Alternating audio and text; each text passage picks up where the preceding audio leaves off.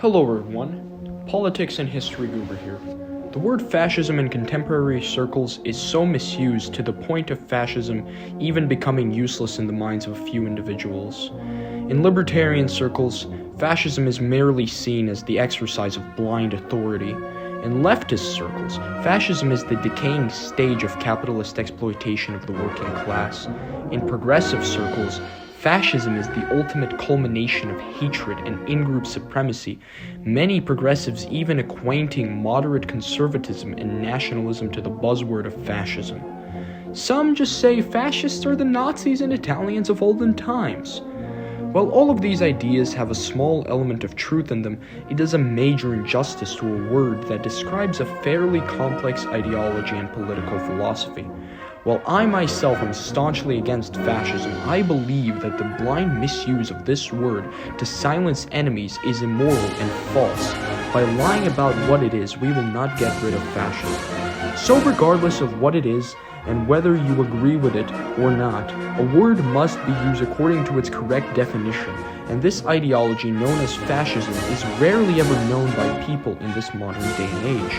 I will go over the historical context of misuse, historical foundations, characteristics of fascism, historical fascist governments, modern fascist movements, and finally conclude with what I believe fascism is. So, let's start.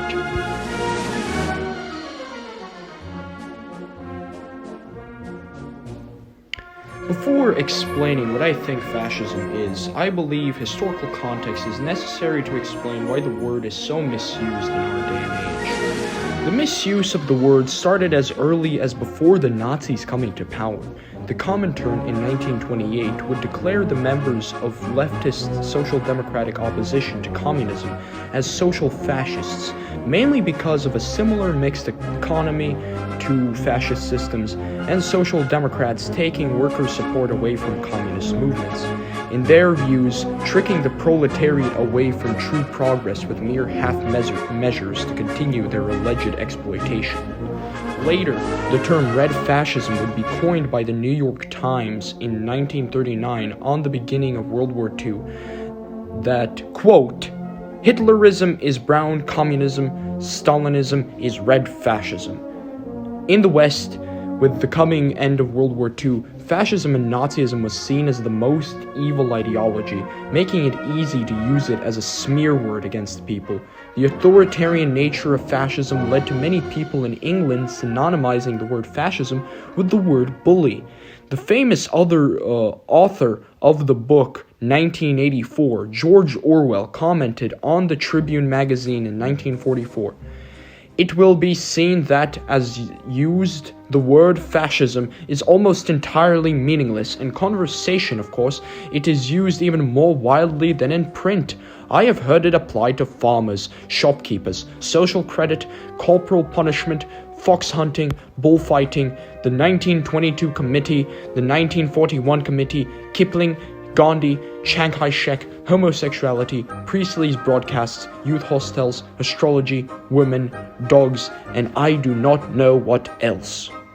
Western culture, having experienced the evils of fascism, has sought out of convenience that people use the term fascism to slander and discredit their enemies as fascists, as they become associated as being the embodiment of evil itself. I'm pretty sure you can see that that's a very convenient way to win an argument.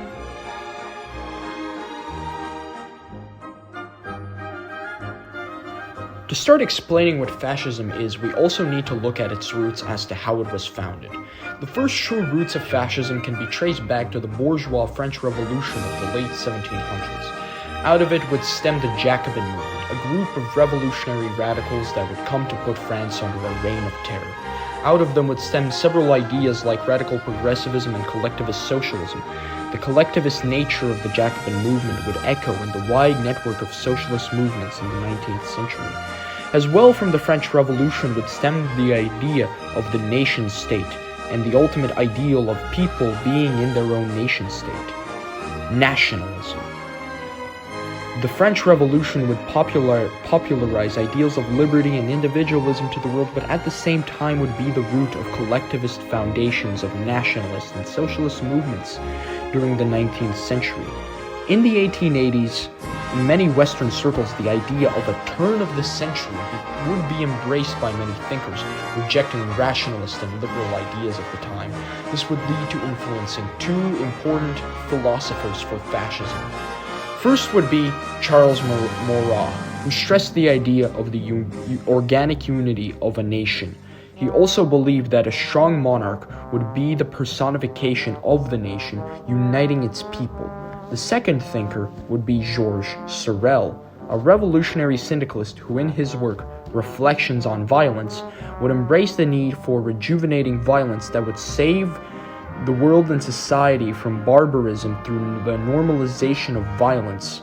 He as well advocated for the deposition of capitalism through a revolution carried out by a mass general strike. Sorel would as well reject democracy as an aristocratic illusion. In 1909, after a failed syndicalist strike in France, Sorel would seek to align the radical left with the radical right, believing that militant nationalist and Catholic rejection of democracy and liberalism would be the ideal key to achieve revolt against the bourgeoisie. This was because Sorel saw socialism as a dead ideology, decomposing from Marxism. Sorelianism would merge the revolutionary ideals of socialism with the reactionary ideals of nationalism, bringing forth a proletarian nation. The ideals of those two philosophers would culminate in influencing the Italian philosopher Enrico Corradini, developing the idea of Italy being a proletarian nation, stating that national syndicalists led by both aristocratic elites and anti-democrats must take over Italy.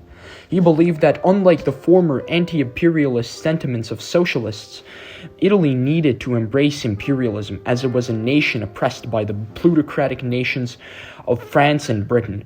Enrico's idea would influence the Association of Italian Nationalists, or the ANI. Another movement known as Futurism would spring up in Italy, an artistic movement that sought to bring Italy to modernity by rejecting democracy and liberalism, championing action and violence as being a backbone of a virile and modern civilization. This would all culminate when, during the Great War, Benito Mussolini, an Italian socialist, would split off from the PSI for his anti-German pro-war stance, aligning himself further with militarism and nationalism, as he and his supporters would come to create the fascist movement during World War I, seizing power in Italy a few years after in 1922. The word fascism would come from the Latin word fasces, which means a bundle of sticks, symbolizing the unity of several individuals into one body, as well as symbolizing authority as early as during the times of the Roman Empire.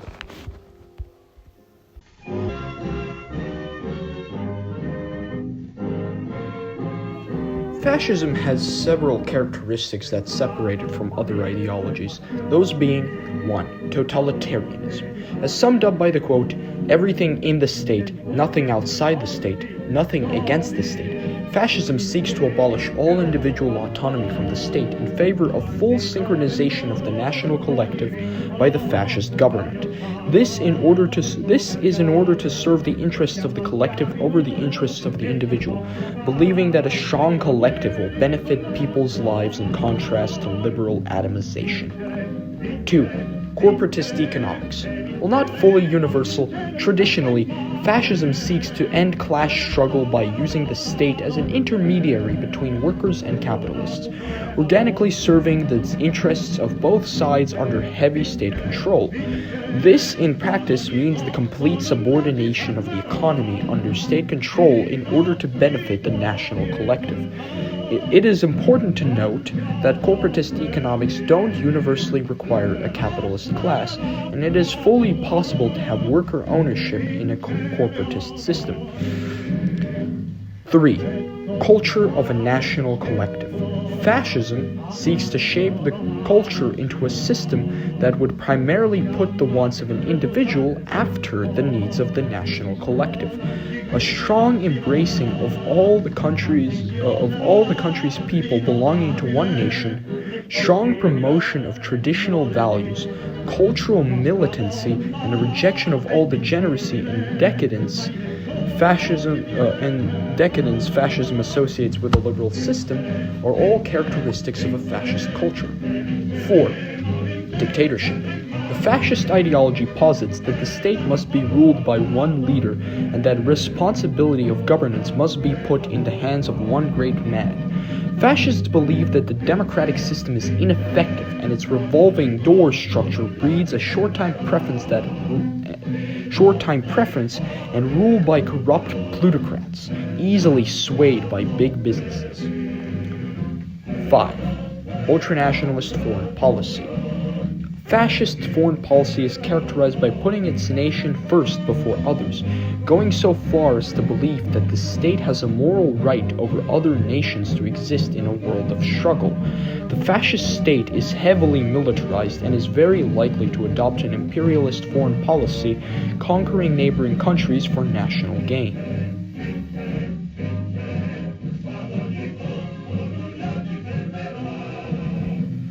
The two most major cases of fascist governments are Nazi Germany and Fascist Italy. While Italy fully fit the formerly mentioned characteristics of fascism, Germany had one major difference: racialism. Unlike the varied ideas of what makes a nation in Italian fascism, in National Socialism, the German offshoot of fascism, what makes a nation is race. National Socialism in Germany held the idea that the Nordic race was superior and that the Nazi state must unite all members of it. This includes a genocidal hatred of the Jewish race. As a result of this, Nazism is practically a racist form of fascism, and a more accurate way to call Nazism as an ideology would be ethno-fascism. Other examples of historically fascist governments include Czechoslovakia, the independent state of Croatia, Axis-aligned Romania, Vichy France, Francoist Spain, Metexist Greece, and fascist Austria, among others I may have not mentioned.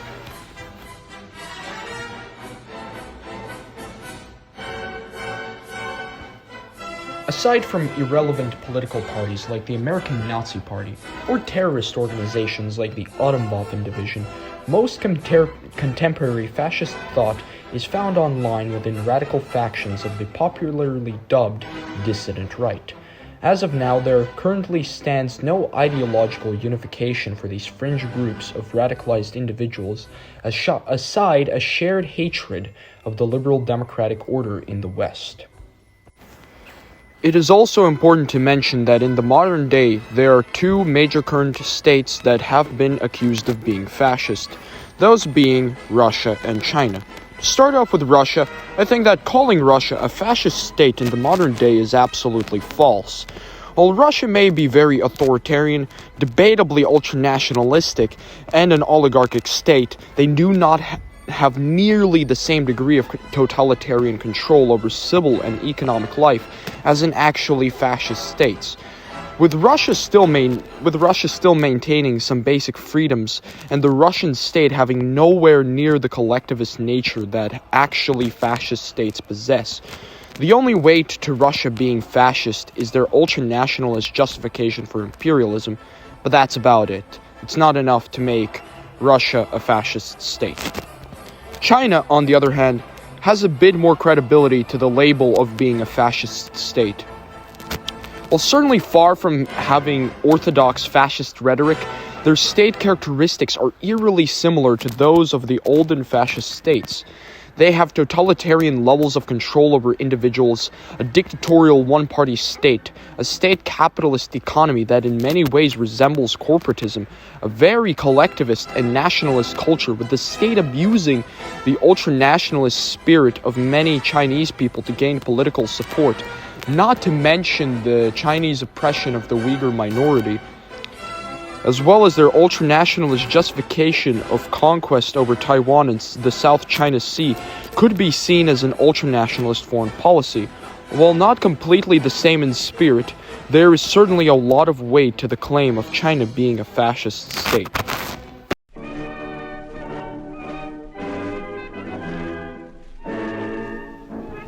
So to conclude, what is fascism in short? In my opinion, the best way to sum up fascism in one definition is totalitarian ultranationalism. Totalitarianism being the belief that the state must have full control over all aspects of life, and ultranationalism is nationalism, the idea that a nation-state with a strong national identity must be built, combined with the belief that one's nation has a moral right to exist over other nations.